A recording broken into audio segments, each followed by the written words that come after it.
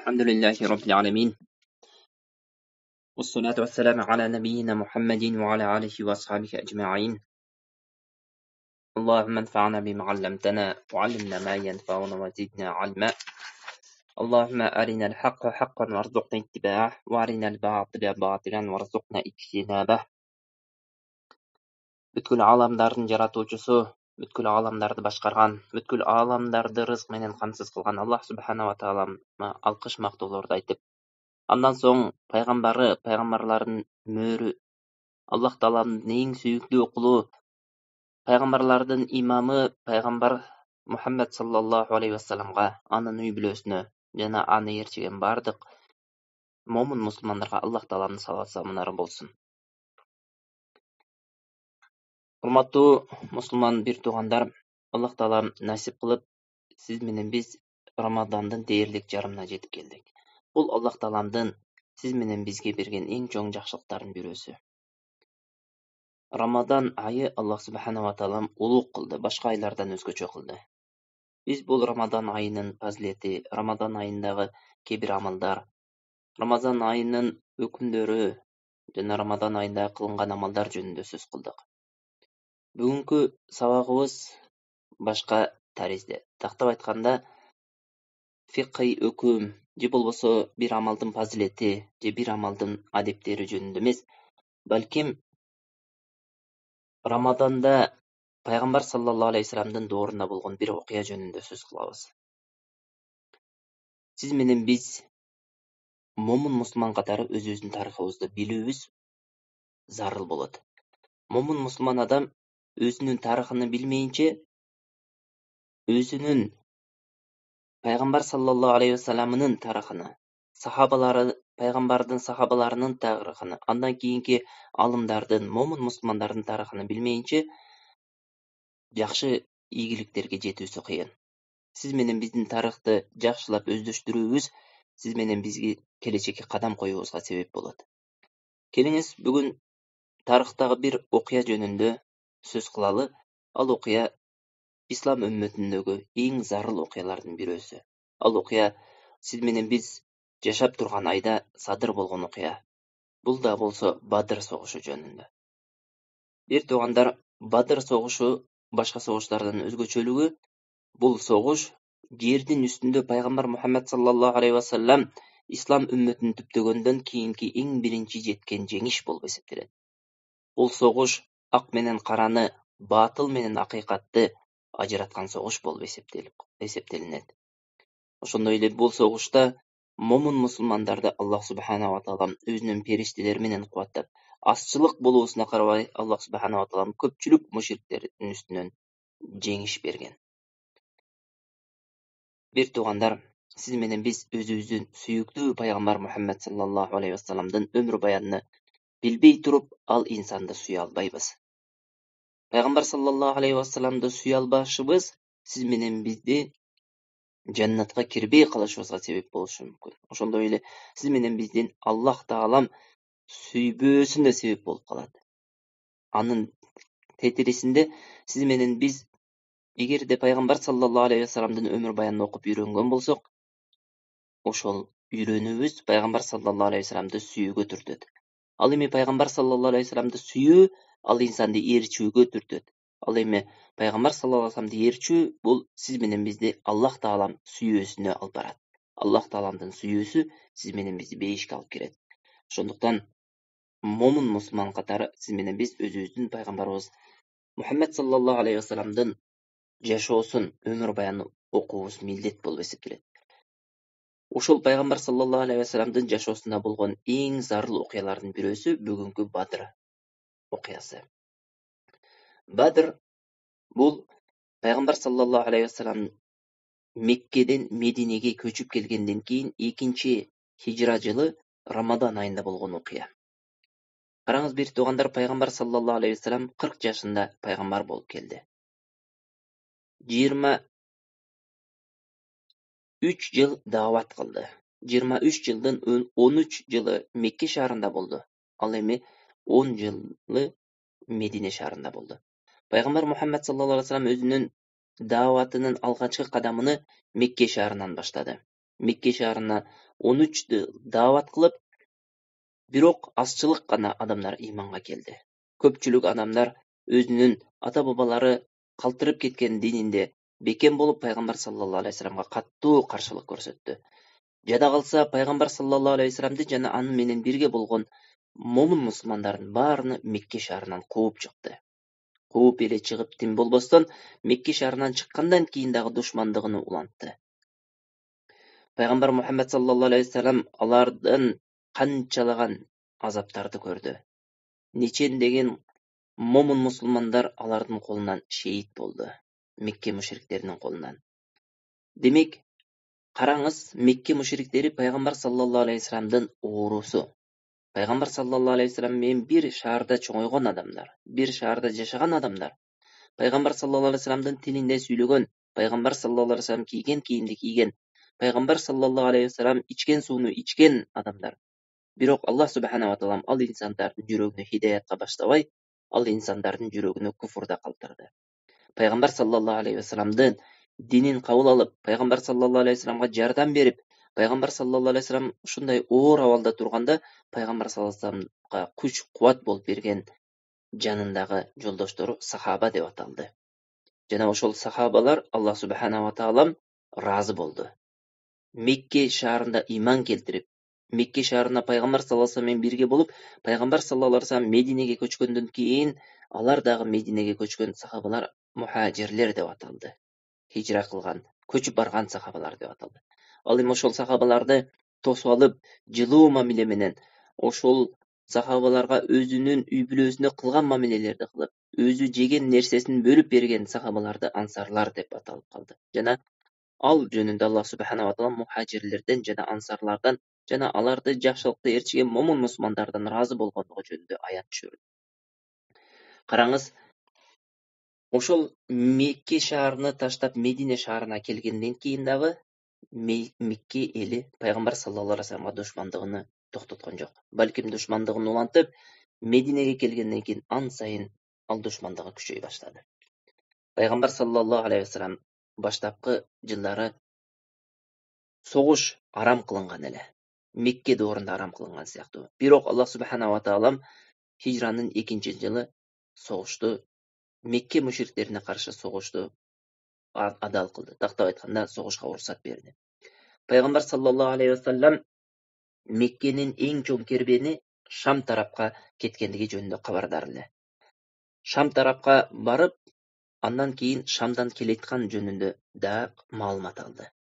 Караңыз, Мекке эли жылына 2 жолу чоң кербен кылат эле. Чоң кербен менен соода сатка чыгат эле. Бул жөнүндө Куранда Аллах субханаху ва таала Курайш сүрөсүндө айтат: жазында бир жолу кербен жана кышында бир жолу кербенге чыгат эле деп.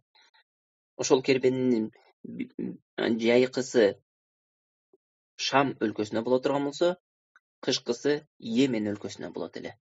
Караңыз, ошол Шам өлкөсүндө болгон кербен пайгамбар саллаллаху алейхи вассалам барып, ислам өлкөсүнө түптөгөн Медине шаарынан өтөт эле. Демек, Медине шаарынан өткөндөн кийин пайгамбар саллаллаху алейхи вассалам көчүп барып, ошол жерде отурукташып калгандан кийин Мекке элине чоң кооптуулук жаратты. Эмне себептен? Себеби Мединедеги жашаган момун мусулмандар эртең Мекке мушриктеринин кербенине кол салып, Меккенин байлыктарын алып, ошол эмне Мекке элине каттуу сокку берүүсү мүмкүн эле. Бул ыктымал чоң эле. Пайгамбар саллаллаху алейхи вассаламга Аллах таалам тарабынан уруксат берилгенде булар менен согушуу жөнүндө. Пайгамбар саллаллаху алейхи вассалам алардын келе жаткандыгын кабарын алып, сахабаларды чогултту дагы. Ким кааласа, мен менен жүрсүн, барып Мекке элинин кербенин алып келебиз деди. Бул кербенде 50.000 динарлык, бүгүнкү тил менен айтканда товар бар эле. 50.000 динар бер тугандар, элестетесизби? 50.000 алтын динар. Ар бир динар 4,25 грамм болгондо, бул жерде эгер адашпасак 2 тоннадан ашык алтын бар эле. Алтындын баасындагы товар бар эле. Ушундай чоң эмне кербен эле. 1000ден ашык төөгө жүк жүктөлгөн эле. Бул кербендин башчысы ошол кербен соода ишин мыкты билген адам Абу Суфьян эле. Албетте бул инсан кийин исламга келет. Бирок ошол убакта мушрик динин тутунган, ширк динин тутунган, ата бабасынын калтырып кеткен Аллахтан бөлөк нерсеге сыйынуу деген динди тутунган адам эле. Пайгамбар саллаллаху алейхи вассалам 300 жана бир канча сахабадан турган кошуун түздү. Анан ошол менен биргеликте Бадыр тарапка сапар кылды. Бадыр бул ушундай жер эле, бүт бардык кербендер ошол Бадыр деген жерден өтөт эле. Бадыр Мединеден 450 Медине шаарынан 150 километр аралыкта жайгашкан жер эле. Ал Бадырда кудуктар болгондуктан кербендер ошол жерге келип эс алып, анан жолун улантат эле. Пайгамбар саллаллаху алейхи вассалам ошол Абу Суфьян жетектеп келе жаткан кербенди алуу үчүн азчылык сахабалар менен жолго чыкты. Азчылык дегенден максат бардык сахабалар эмес. Кээ бир сахабалар Мединеде калып калган эле. Пайгамбар саллаллаху алейхи вассаламдын кошуунунун астындагы сахабаларда 2 ат, анан 70ге жакын төө бар эле. Демек, көпчүлүгү жөө эле дегендигин. Дал ошол эле учурда кылычтары, сооттары, башына кийген шлемдери дээрлик жок эс эле. Демек, өтө курал жактан дагы азчылык эле. Ошол эле учурда сан жагынан дагы аздыкты түзөт эле. Ал эми Курайшка токтоло турган болсок, Курайш эли кандай болду? Курайш элинин чыгуусуна себеп ушундай болду. Абу Суфьян пайгамбар саллаллаху алейхи вассаламдын Курайштын кербенини алганы чыккандыгы жөнүндө кабардар болду. Жана Абу Суфьян ушунчалык өзүнүн ишин мыкты билген инсан болгондуктан жанагы жерде пайгамбар саллаллаху алейхи вассаламдын аскерлери менен биргеликте чыккандыгын уккан Абу Суфьян ошол заматта кербенди деңиз тарапка бурду дагы, элестетиңиз, Шамдан Медине аркылуу өтө турган кербенди Кызыл деңиз тарапка бурду дагы, Кызыл деңиз аркылуу анан Меккеге алып өтүп кетип калды. Пайгамбар саллаллаху алейхи вассалам жана анын жолдоштору сахабалар бул кербенден кур калды. Кербен пайгамбар саллаллаху алейхи вассаламды буйтап өтүп кетти. Пайгамбар саллаллаху алейхи вассаламды ошол буйтап өтүп жаткан учурда Абу Суфьян бир инсанды Меккеге жөнөтөт. Ал инсан Меккеге кийимдерин кам кылган абалда чуркап ыйлап кирип барат. Сиздердин мал мүлкүңүздөрдө мусулмандар тоноп кетти деп, чыкпасаңыздар мусулмандар бардык малыңыздарды алып коет деп кирип барганда, жанагы жерде Курайш эли Абу Жахилдин жетекчилигинин астында кошуун жыйнайт. Кошуун жыйнап, ал жерде 1300 аскер жыйылат. 1300 аскер курал жарагы менен согушка аттанат. Алар ошол мусулмандардан жанагы кербенди короп калуу үчүн жолго чыгышат. Жолго чыккандыгы жөнүндө Аллах субхана ва таала Анфал сүрөсүндө ушундай деп баяндайт: "Батарау вариа ан-наси ва ясуддуна ан сабилиллахи валлаху бима я'малуна мухит." Алар текеберлик менен, менсинип, Аллах тааламдын дининен тосуу үчүн жолго чыкты дейт. Аллах таалам алардын бардык кылып аткан нерсесинен кабардар, ороп турат дейт. Караңыздар, жанагы жерде ошол Мекке мушриктери текеберленип, мусулмандарды жер менен жексен кылабыз, мусулмандарды жок кылып, жердин үстүндө эч бир жалгыз Аллахка сыйынган адам калбайт деп ошол максатта чыкты. Жана жолдо баратып, алар Абу Суфьян аман эсен мусулмандардан буйтап өтүп кеткендиги жөнүндө кабардар болду. Анан жанагы жерде өз ара кеңеш, өз ара жыйын курду да, эмне кылабыз деди.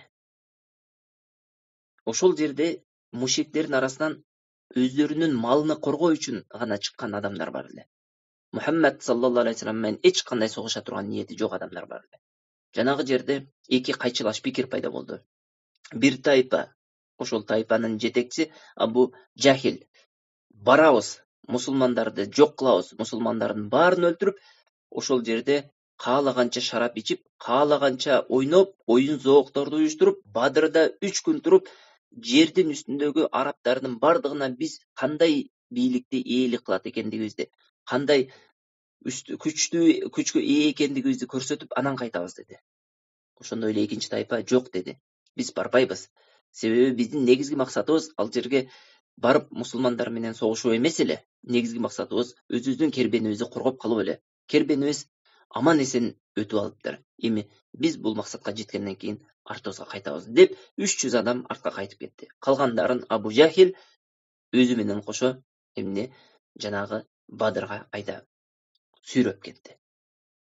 Жанагы жерде пайғамбар саллаллаху алейхи вассалам Абу Суфияндың буйтап өтіп кеткендігі жөнүндө жана Мекке мушриктери Бадырға келеткандыгы жөнүндө хабардар болды.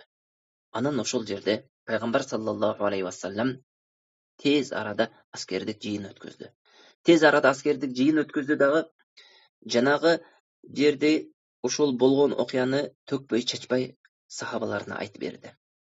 Пайғамбар саллаллаху алейхи вассалам ушундай деп да айтып өттү: "Инналлаха кад ва'адани ихда таифатайни иммал айр ауил жайш" dedi.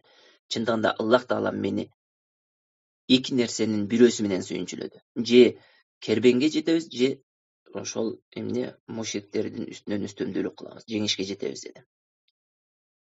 Ошондо пайгамбар саллаллаху алейхи вассаламды кубаттап Миқдад ибн Асвад, Омар ибн Хаттаб, Абу Бакр ас-Сиддиқ радияллаху анхумдар туруп өздөрүнүн сөздөрүн кошту.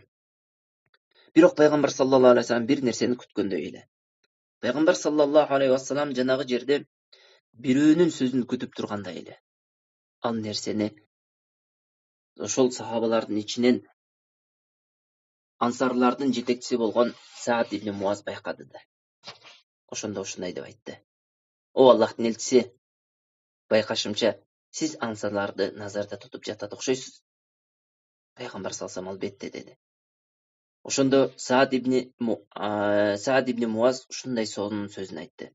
Бул сөз пайгамбар саллаллаху алейхи вассаламдын демине дем кошту. Пайгамбар саллаллаху алейхи вассаламды ошол жерде кубаттады. Ал кандай сөз эле? Карасаңыз, Саад ибн Муаздын бул сөзү тарыхта ушундай сонун жазылып калды. Биз сизге иман келтиргенбиз. Сизди тастыктаганбыз. Сиз алып келген динди акыйкат экенине күбөлүк бергенбиз. Жана сизди угуп моюн сунууга убада бергенбиз. Рас, ушундай болгон соң, о Аллахтын элчиси, каалаган ишиңизди жасай бериңиз. Мен Аллахтын атына ант ичип айтамын. Эгер сиз бизди мына бул деңиз жээгине ээрчитип барып, өз боюңузду деңизге таштасаңыз, албетте биз сиздин артыңыздан ээрчип, бир биз калбай артыңыздан деңизге таштайбыз dedi. Кааласаңыз, эртең эле бизди душманга каршы коюшуңуз мүмкүн. Бизде эч кандай каршылык болбойт. Биз согуштарда сыналган жана кыянатты билбеген адамдарбыз. Бизди алга баштай бериңиз. Балким ошондо биз себептүү Аллах сизге сүйүнүчтүү натыйжаларды көргөзсө ажеп эмес dedi. Пайгамбар саллаллаху алейхи вассалам ушул сөздү угуп аябай катуу сүйүндү. Себеби бир туугандар пайгамбар саллаллаху алейхи вассаламдын бул инсандан бул сөздү күтүүсү себеби ушул болгон Мединеликтер пайгамбар саллаллаху алейхи вассаламды Мединенин ичинде коргоого, өздөрүнүн аялыны, өздөрүнүн бала чакасыны, өздөрүнүн үй бүлөсүнү кандай кылып коргосо, пайгамбар саллаллаху алейхи вассаламды да ошондой коргоого ант ичишкен эле. Бирок бул ант Мединенин ичинде эле, Мединенин сыртына жүрбөйт эле. Демек пайгамбар саллаллаху алейхи вассалам Мединенин сыртында бул антты аткарбай, тактап айтканда, согушпай койсо, ал жерде 310 канча сахаба болгон болсо, ошонун 70-и мухажир эле, калган ансарлар эле. Пайгамбар саллаллаху алейхи вассаламдын алдында өтө азчылык сахабалар калат эле. Демек пайгамбар саллаллаху алейхи вассалам бул сөздү укканда аябай каттуу сүйүндү дагы. Сиру ва биширу фа валлахи ла каанни анзуру иля масари ал-кавм. Жүрүңүздөр, жана сүйүнчү кабар менен кабардар болуңуздар. Аллах менен касам ичип айтамын, мен ошол кавымдын эртең өлө турган жерин көрүп тургандаймын dedi. Андан кийин пайгамбар саллаллаху алейхи вассалам өзүнүн аскерлери менен Бадыр тарапка бет алды. Бадыр тарапка бет алып, пайгамбар саллаллаху алейхи вассалам мушриктердин биринчи Бадырга кирип келди. Мушриктердин биринчи Бадырга кирип келип, Бадырга киргендеги ал жерде бир канча кудук бар эле. Бадыр бир өрөөн эле бир туугандар. Ушундай тегиздик өрөөн эле, салкын, суусу бар жер болгондуктан кербендер ал жерде эс алат эле. Ошол жерге кирип келгенден кийин бир кудуктун астына пайгамбар саллаллаху алейхи вассалам лагер тигүүнү буйруду. Ошол учурда Хаббаб же болбосо Hubbab ibnul Munzir деген пайғамбар саллаллаху алейхи вассаламдың жанындағы сахабалардың біреусі: "О Аллахтың елшісі, мага айтыңызчы, сіздің ушул жерге олтуруңуз бул Аллах Тааламдын буйругу же сиздин өзүңүздүн жеке аскердик чечимиңизби?" dedi. Ошондо пайгамбар саллаллаху алейхи вассалам: "Бул менин жеке аскердик чечимим" dedi. Ошондо Хаббаб ибнул Мунзир айтты: "О Аллахтын элчиси, мен сизге ушундай нерсени сунуштайм" dedi. Мынау сиз олтурган жерге караганда жогорураак барып туруп, бийигирээк эртең Курайш келгенде тосуп ала турган жерге барып олтуруубуз, анан башка кудуктарды көмүп, анан өзүбүзгө бир кудук казып, ошол жерде мол кудуктун сууларын алып барып өзүбүзгө куюп алуубуз ушул эң сонун тактика dedi. Себеби эртең Курайш эли кирип келгенде суусап келет. Суу аларда жок, бизде болот. Биз ушул жагынан дагы үстөмдүк кылып калабыз dedi. Жанагы жерде пайгамбар саллаллаху алейхи вассалам бул ойду жактырды да, кандай сонун ой болду dedi да. Ошол жерде Хаббаб ибн Мундирдин оюн пикирин кабыл алып, жанагы жерде үстүрөөк барып лагерь курду. Ошол жерде мусулмандарды даярдады. Анан түн болду. Түн болуп, жанагы жерде мусулмандардын үстүнө себелеп жамгыр жаады. Мусулмандар сонун бейпил уйкуда уктады.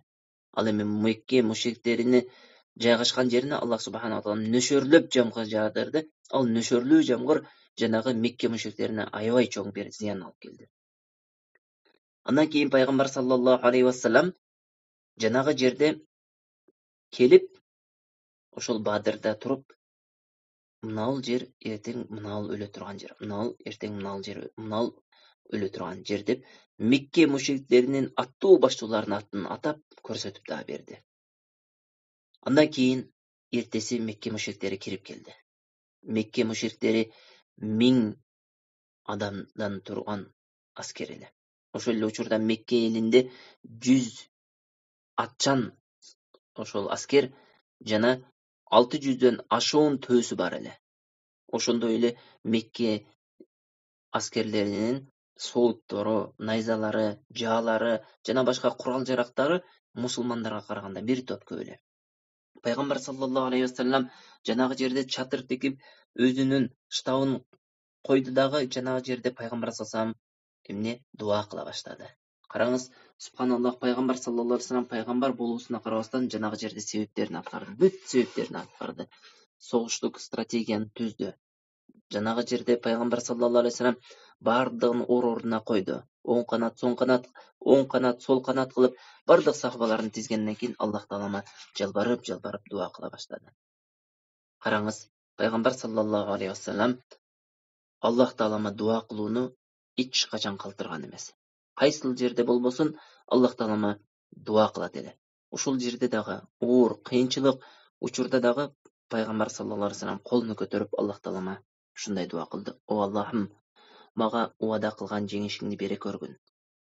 О Роббим, о менин жаратуучум, эгер бүгүн мына бул мусулман жамаат өлүмгө учурай турган болсо, анда жер бетинде сага ибадат кылуучулар калбай калат. О Роббим, эгер сен ушуну кааласаң, бүгүндөн баштап сага сыйынуучулар таптакыр жерде калбай калат. Ушунчалык деңгээлде ушул сөздөрдү айтып дуа кылгандыктан жанагы жерде пайгамбар саллаллаху алейхи вассаламдын желкесиндеги чапаны түшүп да кетти. Ошондо Абу Бакр радиаллаху анху пайгамбар саллаллаху алейхи вассаламдын желкесине жанагы чапанды коюп, о Аллахтын элчиси, балким ушул жетер, Аллах таалам балким дуаңа жооп берер, о Аллахтын элчиси деп жанагы жерде пайгамбар саллаллаху алейхи вассаламды суротот эле.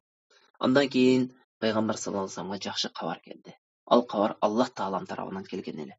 Аллах таалам Анфал сүрөсүнүн 12, 13, 14 аятын баяндады. إذ يوحى ربك إلى الملائكة أني معكم فثبتوا الذين آمنوا سألقي في قلوب الذين كفروا الرعب فاضربوا فوق الأعناق واضربوا منهم كل بنان. Аларга ушундай вахий кылынды. Периштелерге أني معكم, мен сиздер мененмин. Аллах таалам айтып жатат, мен сиздер мененмин. فثبتوا الذين آمنوا, сиздер иман келтиргендер менен бирге болуңуздар. سألقي في قلوب الذين كفروا, капыр болгон адамдардын жүрөгүнө коркууну салдым. Аллах таалам айтып жатат. Көрдүңүздөрбү бир туугандар, bir adamдын жүрөгүнө коркууну салуу, bir adamдын жүрөгүнө ушундай баатырлык сезим салуу да бул Аллахтын колундагы нерсе. Фадрибу фавқал а'нaqi, эми алардын моюндарын чабыңыздар. Вадрибу минхум кулла банан, алардын колдорунун бармактарын да чабыңыз деди. Залика би аннахум шақуллах ва расулух. Алардын андай азапка татыктуу болуусуна себеп алар Аллах жана анын пайгамбарына каршы чыгышты деди. Kimde kim Allah jana anын elçisine karşı çıga turgan bolsa, Allah Taalamdın azabı şunçalık kattуу bolat dedi. Zalikum faduquhu wa anna lil kafirina azaban nar. Bul sizler kılgan amallarınız üçün. Emi Allah'tın uşul azabını tatıngızlar dep emne Allah Taalam ayat düşürdü.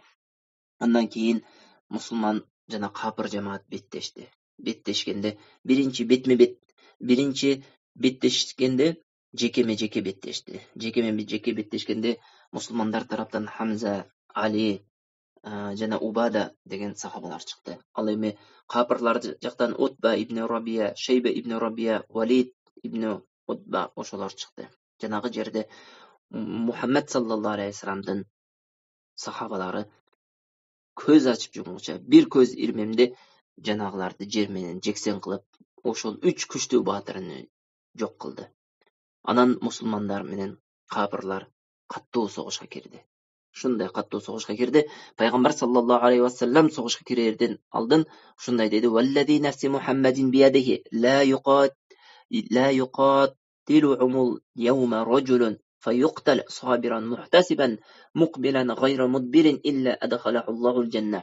Менин жаным Muhammadдын жаны анын колунда болгон затка касам ичип айтамын. Бүгүн кимде ким согушуп, бетме-бет согушуп, артка качпастан ошол жерде сабыр менен согушуп, Аллах Тааламдан сооп үмүт кылып согушуп жүрүп, ошол капырлардын колунан өлө турган болсо, Аллах Таалам албетте ал инсанды жаннатка киргизет деди. Караңыз, бул жерде кандай Пайгамбар саллаллаху алейхи ва саллям сонун сөз айтты. Жанагы жерде сахабаларга, согушка кирип бараткан сахабаларга эң керек сөз эле. Сахабалар эмес, ар бир согушка кирген адамга мотивация керек болот. Пайгамбар саллаллаху алейхи ва салламдын мотивациясы ушул хадиси болду.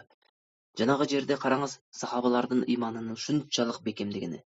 Пайгамбар саллаллаху алейхи ва салламды таштап артка кайтпастан, Пайгамбар саллаллаху алейхи ва салламды өзүң Роббиң менен согуша бергин, биз барбайбыз деп Муса алейхиссаламдын кавмы айткан сыяктуу сөздү айтпастан, балким ey Аллахым, сен буйрган нерсени аткарабыз, деңизге боюңду ташта десең таштайбыз деп ушундай сонун сөздөрдү айтып, Пайгамбар саллаллаху алейхи ва саллам менен эч кандай ажырым болбойт экендик. Пайгамбар саллаллаху алейхи ва салламды өлүм келип ошол адамдарды ажал алып кетпейинче Пайгамбар саллаллаху алейхи ва саллам алдында бирге болот экендиги жөнүндө сөз жүзүндө да, амал жүзүндө дагы сахабалар көрсөттү. Ошол жерде Пайгамбар саллаллаху алейхи ва саллам ушул сөздү айтканда, Умайр ибн Хуммам деген ансари сахаба турду дагы колунда курма жеп турган учур эле. О Аллахтын элчиси, жаннат дедиңизби? Пайгамбар саллаллаху алейхи ва саллам деди. О Аллахтын элчиси, чындап бейиш болобу? Кимде ким ушул жерде согушуп өлүп кетсе бейиш болобу деди. Жанагы жерде Пайгамбар саллаллаху алейхи ва саллам албетте деди. Жанагы жерде курманы карап туруп, мен ушул курманы жеп бүтүшүм жаннатка кирип кетүүмү кечиктирип коет экен деди дагы, жанагы жерде курманы таштаган бойдон ушул согуш майданына чуркап кирип кетип, каттуу согушуп, салгылашып, ошол жерде шейиттердин катарына кошулду. Көрдүңүздөрбү бир туугандар, кээ бир сахабалар болду. Ошол жерде ушундай сонун баатырлыкты көрсөттү. Ошол баатырлыкты көрсөткөн сахабалар бирөөсү Хамза ибн Абдул Мутталиб болду. Пайгамбар саллаллаху алейхи ва салламдын атасынын бир тууган иниси, абасы Хамза ибн Абдул Мутталиб чоң эрдикти көрсөттү. Жана канчалаган сахабалар эрдикти көрсөттү. Бир туугандар акылга салганда 1000 күчтүү курал жарак менен, орус тилинде айтканда дазубов, вооружен, тишине чейин курал жарактанган адамдар менен 300 курал жарагы жок адамдар согушуусу бул акылга сыйбай турган нерсе. Бирок иман деген нерсе согушта эң негизги ролду ойной турган нерсе экендигин ушул Бадыр согушу сиз менен бизге көрсөтүп берди. Бир туугандар, Аллах Таалам Куранда канчалаган азчылык жамаат, нечен деген көпчүлүк жамаатты жеңип, Аллах Тааламдын изи менен жеңип кеткенди. Көрдүңүздөрбү? Мына ушул асчылык жамааттагы ошол жерде азбыз, биздин курал жарагыбыз жок эле деп олтурбастан жанагы жерде пайгамбар саллаллаху алейхи вассаламдын динини нусрат кылыш үчүн, пайгамбар саллаллаху алейхи вассаламдын дини жеңишке жетүүсү үчүн бүт мүмкүнчүлүгүнө, эч бир нерсесин аябастан бүт мүмкүнчүлүгүн жумшады. Жанагы жерде Аллах субханаху ва таалам ошолордун ушундай кылган аткарган себептеринин негизинде, ушундай жумшаган күчтүнүн негизинде Аллах субханаху ва таалам жанагы момун мусулмандардын колу менен капырларды жер менен жексен кылды. Капырларды бирме бир жок кыла баштады Аллах субханаху ва таалам. Ошол жердеги капырлардын эң аттуу баштуулары бар эле. Абу Жахил ибн Хишам жана ага окшогон Абу Жахилдин эч бир нерсесинен кем калышпаган ошол Мекке мушриктери бирден өлө баштады. Жанагы жерде пайгамбар саллаллаху алейхи вассаламдын сахабалары ошол адамдарды эмне бирден өлтүрүп, жанагы жерде акырындан жеңишке жакындай баштады. Пайгамбар саллаллаху алейхи вассалам бул нерсе аябай көзүн кубандырды.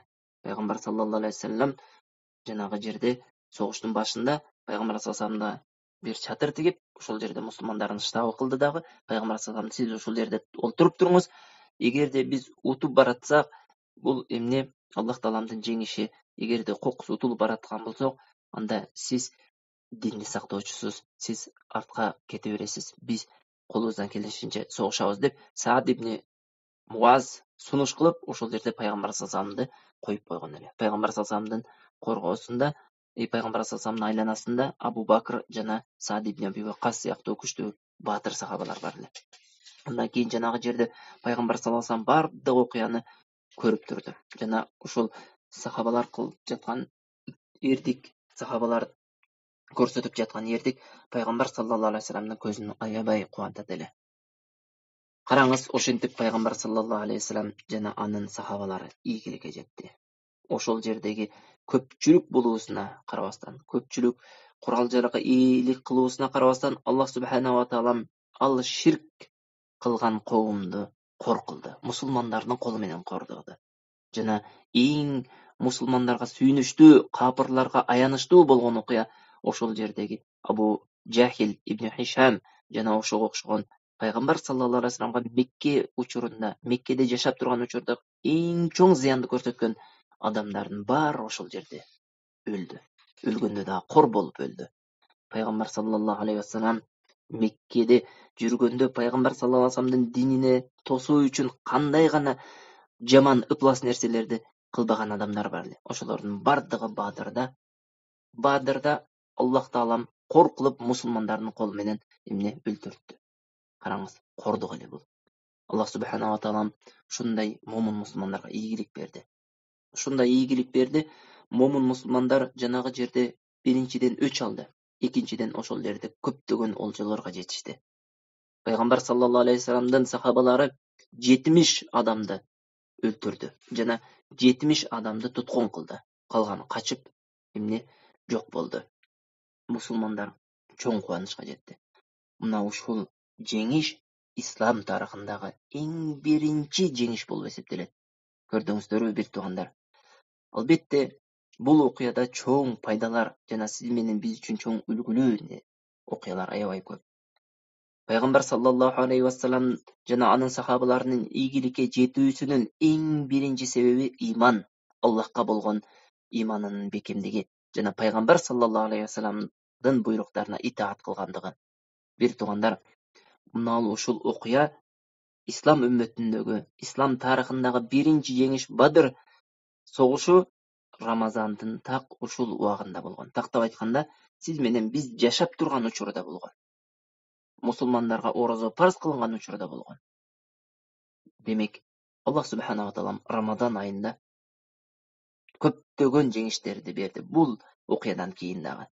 Жана ушул жеңиштердин эң башы, эң биринчи, эң алгачкысы болуп калды. Пайгамбар саллаллаху алейхи вассалам жанагы жерде, караңыз, мушриктерди, ошол мушриктердин аттуу баштууларына бир чуңкур каздырды дагы, ошол жерге апарып, бардыгын сүйрөп апарып туруп көндүрдү. Ошондо пайгамбар саллаллаху алейхи вассалам өтүп баратып, Janagı jerde ya fulan ibn fulan, ya fulan ibn fulan ayasurrukum annakum ata'tumullaha wa rasulahu فإنا قد وجدنا ما وعدنا ربنا حقا فهل وجدتم ما وعدكم ربكم حقا Ey palançının balası palançı, ey pustançının balası pustançı, sizler Allah jananın elçisine moyunsunsanızlar qanday sonun bolmok ekенин bildingizlermi? Biz Allah uada qilgan nerseni taptık. Sizler dagı Allah uada qilgan nerseni taptыңыздарбы dedi. Şol jerde Umar radıyallahu anh aytты: "O Allah'ın elçisi, siz ölgöndөрgө süйлөп жатасызбы? Алар угабы?" dedi. Peygamber sallallahu aleyhi ve sellem "Vallazi nefsu Muhammedin biyadihi ma antum bi asma' lima aqulu minhum." Menin canım anın kolunda bolan zatqa qasam içip aytamın. Sizlerden qaraganda жақшыраак угуп турат dedi. Ne üçün Peygamber sallallahu aleyhi ve sellem'den sahabalar uşintip sorады. Sebebi sahabalarda bekem iman barını ölgöndür ukpayt dep. Jana bul mumun musulmandın aqidасы bir tuğanlar iman uşunday boluş gerek, ölgön adam ukpayt. Sebebi Allah subhanahu wa ta'ala Kur'an'da sen ölüktörü uğuçusu emessin deydi Allah Peygamber sallallahu aleyhi ve sellem'e. Ölüktör ukpayt bir tuğanlar. Birok mına uluçur Allah subhanahu wa ta'ala исключение deydi. Orus elinde istisna kıldı. Oşul kapırlar an sayın azaptın üstüne azap alması için Muhammed sallallahu aleyhi ve sellem'in sözünü oğuzup koygan oşul yerde deydi. Gördüğünüzler bir tuğanlar janagı jerde kapırlar musulmanların kolundan azap çekkendigi özünçe bir korduk bolsa, uşul uçurda Peygamber sallallahu aleyhi ve sellem'den uşul sözdü uqqandığı andan dağı çoğun bir korduk boldu. Ondan keyin Peygamber sallallahu aleyhi ve sellem'den uşul jerde sahabalar menen kengeşi öttü. Al kengeşte janagı tutkundardı emne kılabız. Bul tutkundardı emne kılabız degende sahabalardın kebirleri, oşolorun bir özü Abu Bakr radıyallahu anh aytты. Bularga fidya төлөp, oşol akçany musulmanlardan emne paydasına işleteyli dedi. Her bir oşol tutkunga düşkön adamdı 1000 dirhamdan 2000 dirham, 4000 dirhamga çeyin sattı. Al emi Umar radıyallahu anh uşunday pikir berdiler. O Allah'ın elçisi, bular жердин üstünde musulmandardı жок кылуу үчүн келген эле. Bularga tim koysanız musulmandardı kırıp oşol nerse menen bular rahat alat ele. Эми ошондой болуп келген адамдарды биз дагы башын чаап салбайлыбы Аллахтын элчиси дегенде Пайгамбар саллаллаху алейхи ва саллям Абу Бакр радıyallahu anh'нун пикирине туура деп көрүп, жанагы жерде фидия алууну чечимин кабыл алды. Жана Умар радıyallahu anh'нун пикирин туура көрбөдү. Бирок эртеси Умар радıyallahu anh ушундай риваят кылат. Ошондо Расулуллах менин пикиримди эмес Абу Бакрдын пикирин макул тапты. Жана туткундардан фидия төлөмдөрүн ала баштады. Ertesi gün Allah'ın elçisinden haber alganı barsam Abu Bakr eki ыйлап олтуруптур дейт. Men o Allah'ın elçisi dosuңуз экөөңүздөрдү эмне мынчалык ыйлатты? Мага да айтыңыз, эгер ыйлай алсам, мен да ыйлайын дедим. Эгер ыйлай албасам, калп эле ыйламыш болмойун деди. Ошондо Пайгамбар саллаллаху алейхи ва саллям ушундай деди: Мушриктерден фидия алган үчүн сахабаларга берилчү азап үчүн ыйлап жатам. Аларга берилчү азап мага мына бул daraqtan da жақынырақ қылып көргөзүлдү dedi. Жана Аллах Таала ушул аятын окуду. Качан жер бетинде исламга өчүшкөндөр кылбай толук жеңүүчү болмоюнча эч бир пайгамбардын алдында туткундардын болуусу мүмкүн эмес. Силер дүйнө пайдасын каалайсыңар, Аллах акыретти каалайт. Аллах кудуреттүү, даанышман. Эгер Аллахтын тагдырына ислам үммөтүнө азап көтөрүлгөн деп жазылып коюлбаганда, алган кун акыңардын жазасын силер чоң азап кармайт эле деп Пайгамбар саллаллаху алейхи ва салламды ушул кылган алган чечимине жемелеп аят түшүрдү. Караңыздар бир туугандар, Умар радıyallahu anh могул жерде туура айткан эле. Умар радıyallahu anh жердин үстүндө мусулмандарды жок кылуу үчүн бүт мүмкүнчүлүгүн жумшап келген адамдардын эмне жазасы өлүм эле. Татыктуу эле ушул нерсеге. Булар бир эле Бадыр согушунда душмандык кылган жок, ушул убакка чейин канчалаган душмандык кылды. Нечендеген сахабаларды өлтүрүп жиберди. Кыянат кылып өлтүргөндөр канча болду. Ошолордун жазасы кылыч эле бир туугандар. Ошол себептен Аллах субхана ва таала ушул аятты түшүрдү. Ошентип мусулмандар жеңишке жетти. Медине элине кабар жетти мусулмандардын жеңишке жеткендиги жөнүндө. Ол бир эле Мединенин эмес, Араб жарымаларына желдей тарады бул кабар. Ошентип мусулмандардын авторитети башка уурулардын астында көтөрүлө баштады жана мусулмандар менен башкалар эсептеше баштады. Себеби мусулмандар жаңы гана мамлекет түздү эле. Жаңы гана түптөгөн мамлекети жанагы жерде кандайдыр бир орунга ээ болду. Жанагы Бадыр деген жерде 3 күн пайгамбар салам түнөдү, анан 3-чү күнү Мединеге карап сапар кылды. Бул окуя ислам тарыхында алтын менен жазылып калды. Бир туугандар, көрдүңүздөрбү? Пайгамбар саллаллаху алейхи вассалам жана анын сахабалары жердин үстүндө эң ислам мамлекетин түптөгөндөн кийинки биринчи жеңиши ушул болду. Андан кийин мусулмандар дайыма катар жеңиштерге жете баштады. Бул да болсо Аллах Тааламдын эң чоң фазилети эле. Аллах Тааламдын жакшылыгы эле. Бул жакшылык албетте момун мусулман үммөтүнө Рамазан айында эмне берилди эле. Бир туугандар, албетте бул окуяны пайдаларды токтоло турган болсок, бул окуядагы сиз менен бизге үлгү боло турган окуяларга токтоло турган болсок, убактыбыз жетпейт. Ошондуктан ушул окуялардан үлгү, ушул окуядан пайданы өзүңүз чыгарып аласыз деген үмүттөбүз. Аллаху а'лам. Aqulu qawli hadha astaghfirullah li wa lakum. Subhanakallahumma wa bihamdik ashhadu an la ilaha illa anta astaghfiruka wa atubu ilayk. Assalamu alaykum wa rahmatullahi wa barakatuh.